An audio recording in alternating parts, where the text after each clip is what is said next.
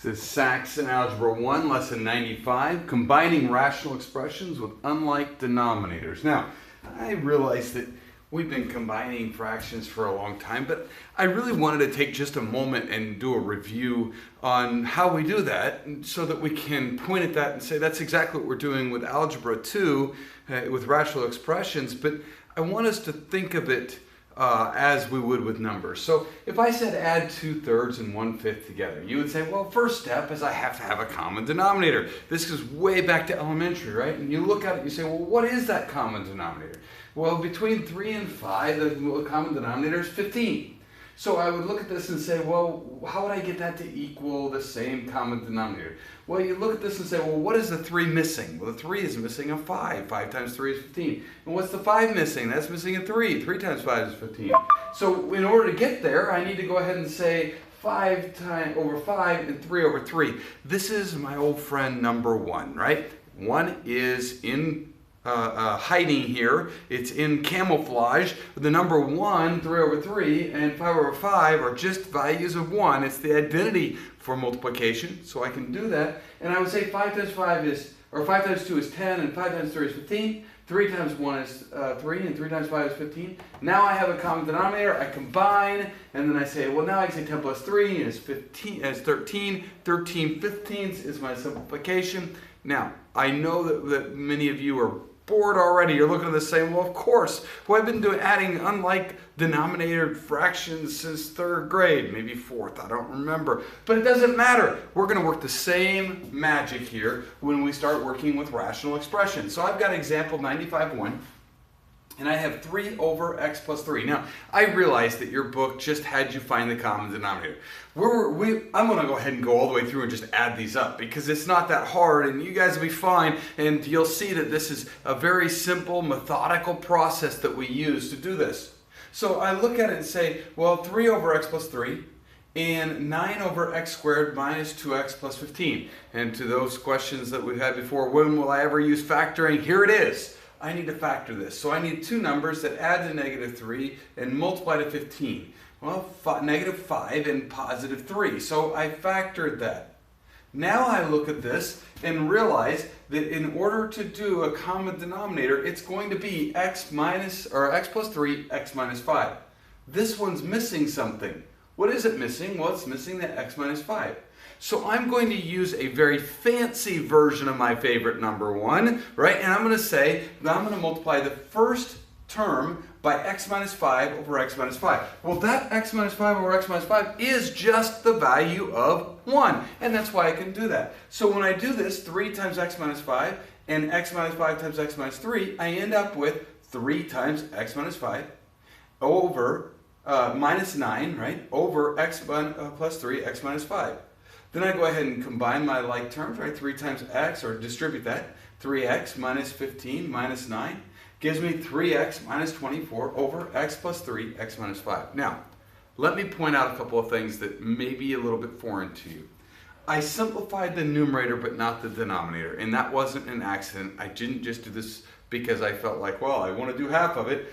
The reason why I left it this way is this is a common thing for us to leave the denominator factored. Because if I have to do anything else with the denominator, it's certainly easier to do so in the factored form, especially since if there was something that would come out of both of these, which there is. These both have a 3 in them, and I could pull a 3 out to the front, but the 3 wouldn't cancel with anything, so there's no reason to. And that's how I like to leave these type of problems. It makes sense in my mind at least.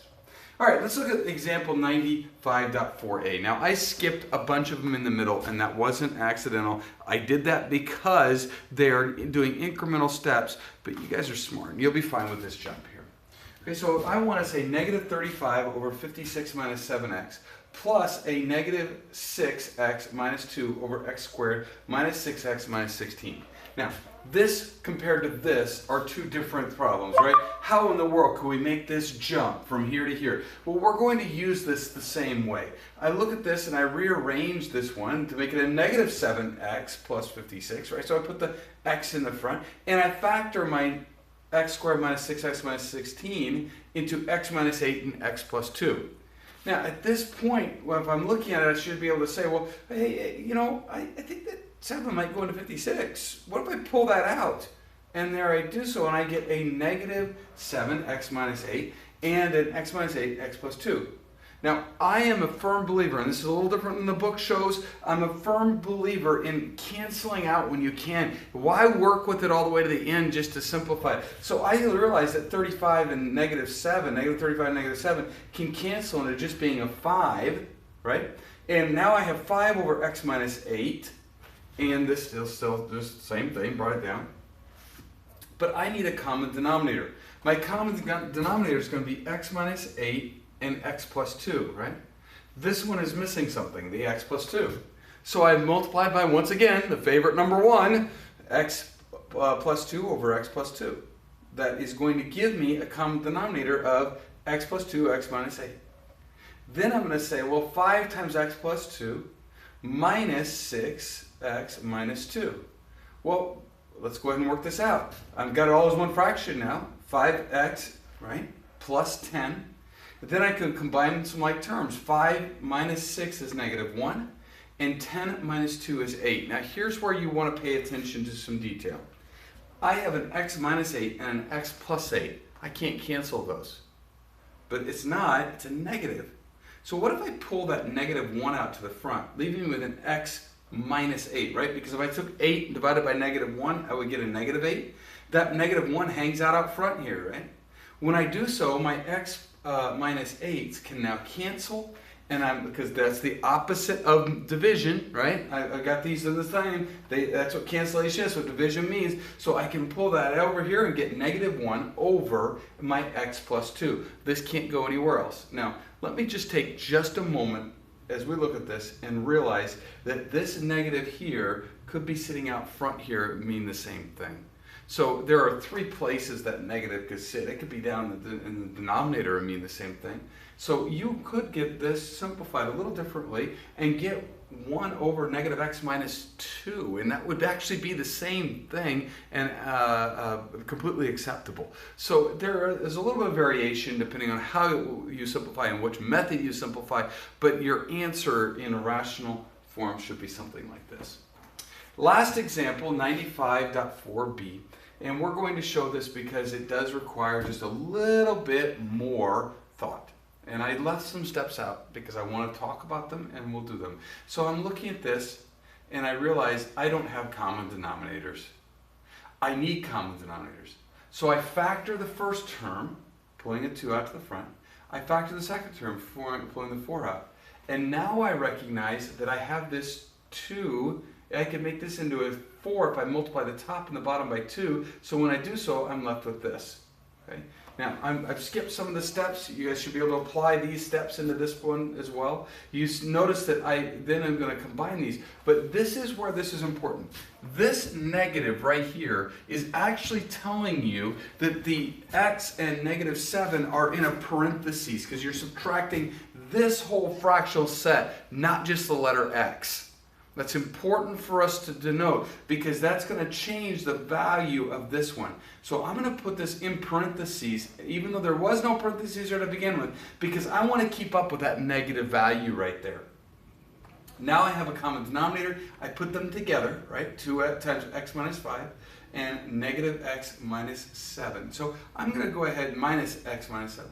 So I'm going to go ahead and get rid of my parentheses. 2 times x is 2x. 2 times negative 5, negative 10. This is where it's important. That's an understood 1 right there. So when I distribute this, negative 1 times x is negative x. Negative 1 times a negative 7 is a positive 7. This will catch a lot of students because they forget that they're actually subtracting x minus 7, not subtracting x and then negative 7. Okay, so that parentheses is very important. Once I do so, 2x minus x gives me an x, negative 10 and 7, okay, negative 3. And now I'm at this point here. Well, wait a minute. This is why I don't combine my denominator early, because I have an x minus 3 on the top and the bottom, and they're not being added or subtracted. It's multiplied, so I can cancel those out. If I say x divided minus 3 over x minus 3, that gives me a value of 1. Do not forget that 1. I have students all the time. They'll forget that 1. They'll end up with 4 here, and they can't figure out where they made a mistake. That's a 1 up here, and there's a 1 down here too, but 1 times 4 is 4. So it's just 1/4. Now, these are just the same thing as this. It's just you have to pay attention to details and use our rules of algebra, and we'll be fine as we get through these.